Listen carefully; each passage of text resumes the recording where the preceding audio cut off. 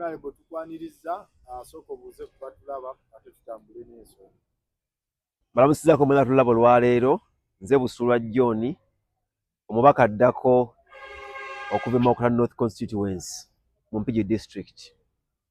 Oli wa kibiina kya National Unity Platform. Yes sir. Olwaleero akageri gye kiri nti ffenna field y'emu gye tulimu ey'obukulembeze. Yes. Twogere ku byabadde mu kamyufu k'ekibiina ki NRM. Yes sir.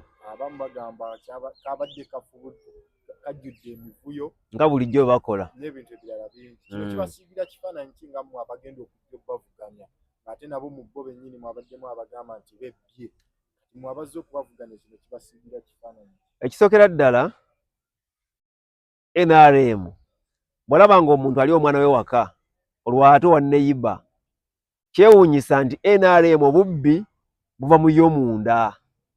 Nabadde ndaba ab'emulugunya ewaffe Mpigi eyo abadde badavuganya ku bubaka bwa palamenti aba NRM aba district nabyeko mu ng'akaaba Nakimera Eda ng'akaaba nti bababbye. Ekyokubiri nabadde ndaba kyalo ekimu nga mu Legiseri General Electoral Commission erina abalonzi 340 naye ate omu kwedde mu kamyufu k'NRM yafunye obululu 407 kugamba nga n'aba NRM abamulonze basinga abantu abali mu register eri General Electoral Commission. Ne twewuunya obubbi obutemu omutima emibi egyabekera mu kalulu ka NRM abantu babasse abantu babalemazizza bakoze batya. So nkubiriza abantu bonna bannayuganda abaagala enkyukakyuka eya namaddala ey'omuggundu olwayo kiri wagundi nkya kiri wuwo tuve n'amaanyi mangi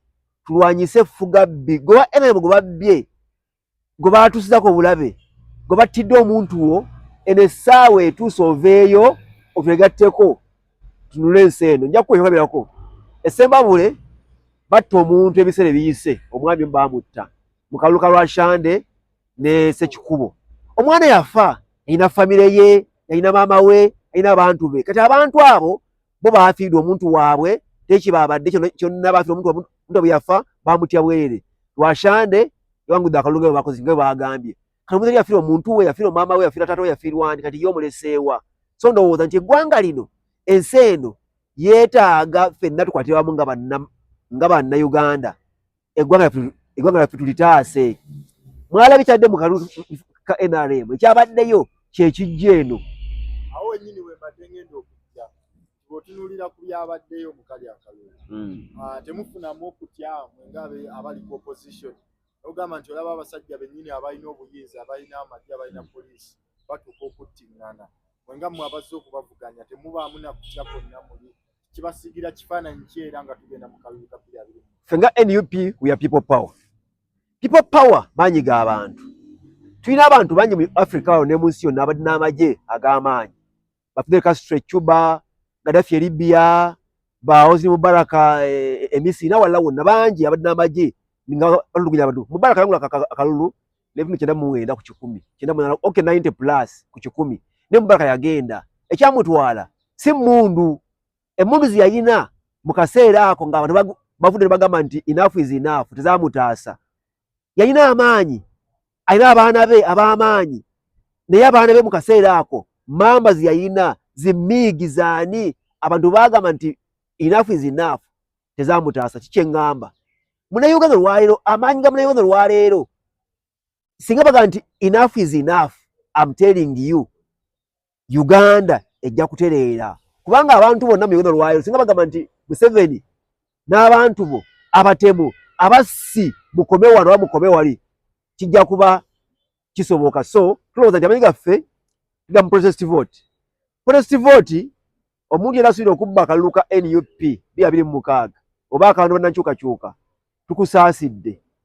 Protest vote etegeeza bingi naye tubagamba nti akalugeza kanoonya tukalonde tukakuume to making sure nti using people power tulangirirwa president waffe akwate eggwanga literere tugende mu maaso. Owetegereza ebyabaddemu n'ebyavuddeyo bo bagamba bakulembeza demokrasiya era gwe ng'omukulembeze eyesunze okuba ng'okwata entebe y'abannamawokota North bwotunulira ku byabaddewo ogambye ne Mawokota North wabaddeyo akalulu. Demokrasiya ddala kituufu yabaddewo, obwenkanya bwabaddewo mu kalulu kaabaliddwa bulungi abantu kituufu. Enkola yaabwe wagirabye ng'erimu omulamwa. Te demokrasiya erimu kutta bantu. Demokrasiya erimu kutta bantu. Kale mutulugunya demokrasi ategeeza nti omuntu omuleka nakola kyakola ki kyayagala mu kwagala kwe. Bagamba nti nonda umbrella muleke eddembe lye. Bagamba nonda DP ddembe lye. Naye abantu basaba kiza ndi mukutta abantu. Teri demokrasi at all.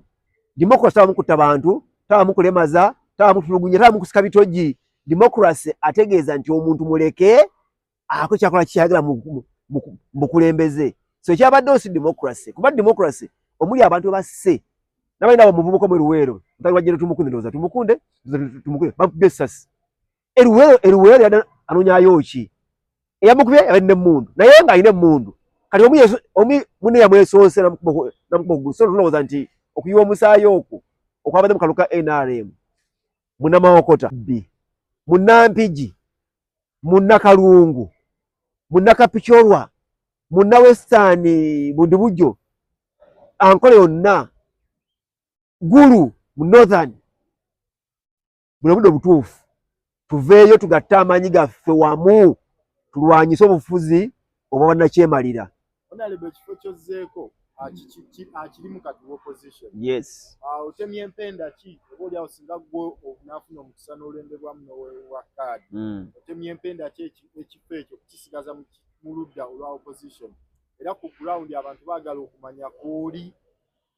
Ekisooka nze amanya gwe nagondagale mu bantu nja kukuwa examples bbiri. Najja mu kaluka kyabuli w'ekyalo ssentebe w'ekyalo ne bannonda naye navanga tasobola kunneesimbako. Naze mu kaluka Kasala district mbagamba nti nkomawo nandiza unopposed. Kiki enkutegeeza nti nze byenkozeeyo ku level kwendi nga Kasala district n'ekyabuli w'ekyalo gyenvudde wansi kuba nteekateekera mu bukulembeze. Wengenda ekyokukola nkimanyi kikyensaba nasaba abantu bwempanga ku kyalo bamba obukulembeze mbabulire mbalage ssentebe w'ekyalo abeera atya nakikola ne mmaliriza embaga muntu wa Kasala district mbalage Kasala district afaanana atya kikyakola nakikoze. Bannampigi bannange bannakiringende bannamuduuma bannakammengo mumpe omukisa mbago mbaka palamenti akola mbaka palamenti akola bingi. So waliwo so okukola nga tuli mu gavumenti n'ebibyo so okukola muli mu gavumenti. Olwaleero gavumenti yaffe ejja kujja bya bimuhaga Kyagulanyi naye nange ng'omuntu nyebe so okukola ng'omuntu nga sirinze gavumenti awo we tugenda. Abantu bangi basubira nti alina kugenda mu gavumenti ajeyo alyoka ku ground. No, nawe ng'omukulembeze olina okwenteekateeka eyo ng'omuntu egatta ku muntu wa wansi. Gwe ng'omuntu sekinnoomu kubanga buli mogo buvunanyizibwa bwo okugatta ku muntu wo wansi nga gwe ng'omuntu nga tonnabagenda mu gavumenti kugisaba kugifuka mavi gifukaamirira. Gwe ng'omuntu bane ekyokolera abantu bo. Singa kijja situgamenti bwe kigenda okuba ne singa kijja olyawo n'otaweebwa kaadi awo nadde mabega waweereddwa kaadi okusobola okuba nga musigaza ekifo ekyo nga opposition. Ekisookera ddala nze ensonga yange enkulu ennyinsi ya palamenti yakununula ggwanga. Eggwanga lyaffe lirina okununulwa era abantu bambuuza nnyo kankuddemu leero singa oŋŋamba nti busobola okufuuka memba wa palamenti olwaleero gavumenti tetakyuka ne gavumenti okukyuka otaba MP kikyolondawo nga nti MP ewannyuwaawo eggwanga likyuke lifune emirembe. Kuba kyenjagala nnyo olwaleero kyenjalanira olwaleero ye munnansi okufuna eddagala mu ddwaliro munnansi okufuna enguudo ennungi. Bwe bibaawo ebyo awo mmanya nti kyenwaniridde ne byenteganidde mu kaseera kano ak'emyaka gye nnyina bivuddeyo binunuddwa. Munnayuganda nkusaba 2026 londa Robert Ssentamu Kyagulanyi tukyuse eggwanga lyaffe. Uganda efune bye yeetaaga. So kikyentegeeza mu ekyo ombuuza ekibuuzo siweddwa kaadi nkulaze nti abantu baffe mu kitundu kitegeeza eddoboozi lyabwe njaba lyogedde bakama baffe nebajja okuwuliriza bwe bagamba nti bampadde kaadi eddoboozi ly'abannamawokota libagoze ki lyogedde. Nyina okugobera eddoboozi ly'abannamawokota lyogedde ki ekyo bakama baffe banyi bulungi nnyo kiki ekibadde emyaka gyonna kyebakola abatambulaga binawolovu atambuza ebitege bonna babamanyi so manyi jja kuvaayo mu butuufu bwakyo bwenamawokota kadi ngikwate ate era mpangule abatulaba mwenna olunaku olwaleero mbasiibula twogedde bingi nnyo ebigenze ewala naye mbasaba era mbakubiriza tulonde enkyukakyuka omuntu yalina ajja ku ground wansi nakulaga nti ali kafe kakutte ali kafe ka member wa parliament kafe ka kansala kafe ka anike yenywe kayogerera ebbanga lyonna omuntu esobola nkyukakyuka tukakase nti enkyukakyuka egenda mu maaso naye bannamawokota ndina mmwe ebbanga lyonna Bene awangaali nze Busula John omubaka addako Mawokota North Constituency Mpigi District.